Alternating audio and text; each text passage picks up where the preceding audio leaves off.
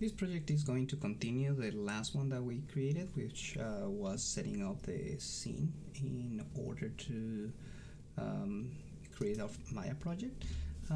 So this is where I had last time. That was going to be the Pokeball. Now what I'm going to do is I need to decide what is the basic primitive that I'm going to continue working with. Now I know that this sounds kind of trivial because clearly this is not really the best geometry that I can do in order to create a Pokeball, but there's a lot of things that you need to take in consideration whenever you are making these decisions. So, for instance, just with the basic sphere, I start with the basic sphere, and that's going to have a count of 760 faces, or triangles, that is. If there's a budget that you need to maintain, then you kind of need to know how much you're going to be incrementing the poly count, and that can help you out later down the road. So if I say something like, yeah, I'm going to have 24 of them, notice that just by incrementing the number of subdivisions that my sphere had, this thing incremented like by a lot. So one thing that I like doing whenever I'm working with basic primitives is working with multiples of 4. That is going to help me maintain the quad count a lot better. You might be wondering, why do I care about working with quads? I mean, at the end of the day, everything gets triangulated when you send it to the graphics card. Sure, but in most cases, that is really not like really desirable. So let me see let me tell you what I think about that. So when you do a selection inside of Maya, you can actually just I'm gonna press Q for this, and you can just hold Shift and Control and click on the next, and then you can actually select a bunch of faces, right? So if I wanted to select the whole thing, I can actually start rotating by holding the Alt key and then clicking on the next, or like, you know, just changing my view. Well, that takes a lot of time. So if I wanted to do a quick selection, I can just select something, Shift, and then double click on the next one, and the whole thing is gonna go all the way around, which is way faster.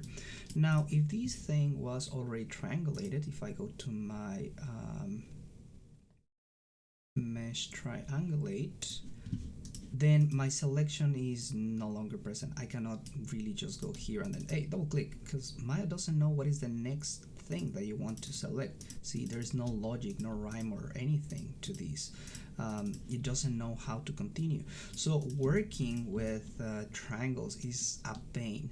That's why you want to work with quads as much as possible. Is in most cases, I'm not just going to delete this sphere. In most cases, this is not a luxury you have. So for instance, I can actually start with a quad. If I go to my quad and say something like mesh smooth, that is going to start making these into something that looks more like a sphere. If I press G, that is going to repeat the last action. I can press G again, and so forth, and that is going to be making it in that way.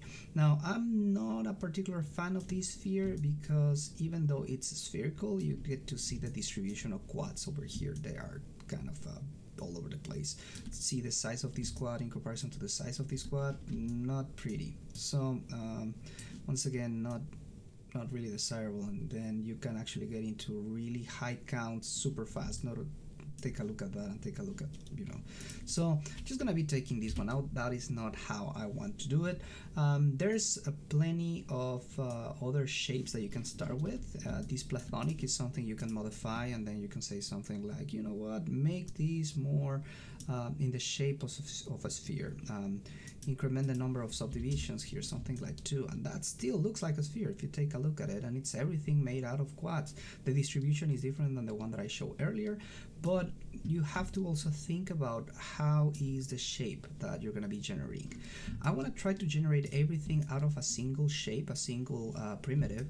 In the case of this Pokeball, it is not going to open, so I want to make everything kind of out of a sphere.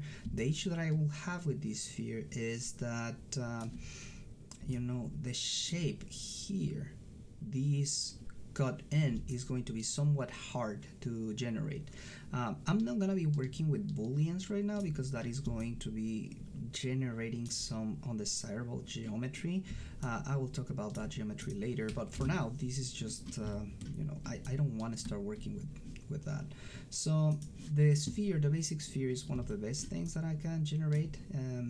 Now in this case, what I want to is I will want to make this a count of 16, because as you can see, the shape, the difference between 20 and 16 is not that much. 16 is still a number that is divisible by 4, and then the poly count is just going to drop to 480. So this is a good shape to have. But again, if I wanted to take this part out, taking it from the side is going to be a pain. So look at this.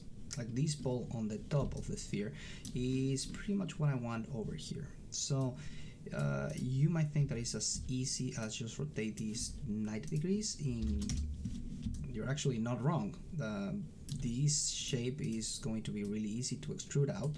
So if I select this thing on the front, make sure that I deselect the ones that are behind, this is going to be pretty easy to extrude. If I just say Control E, click on this quad, so I have the quad in the center available. I can say, hey, also extrude this one out a little bit, and then Control E to extrude it once again, and you know, make it a little bit larger, and I can select these and Control E, then push it out, sort of like that. This is not the final design, by the way. This is just showing you what I'm gonna do for the sphere. The issue now comes with the fact that this indentation is going to be somewhat hard to make, especially because of the way that this is designed. So for this video, I just wanted to show you some considerations on how to start working with the Pokeball. In the next one, I'm actually going to start modeling the Pokeball based on some considerations that I will be putting up or taking into account off camera. Now, in some cases, I might not speak a lot about the tools that I'm using. Most of them are really just going to be decisions that I make out of whenever I start modeling these. But ideally, every new tool that I'm using, I'm going to be talking about it later. Right, so that is it from now, and I'll see you in the next video.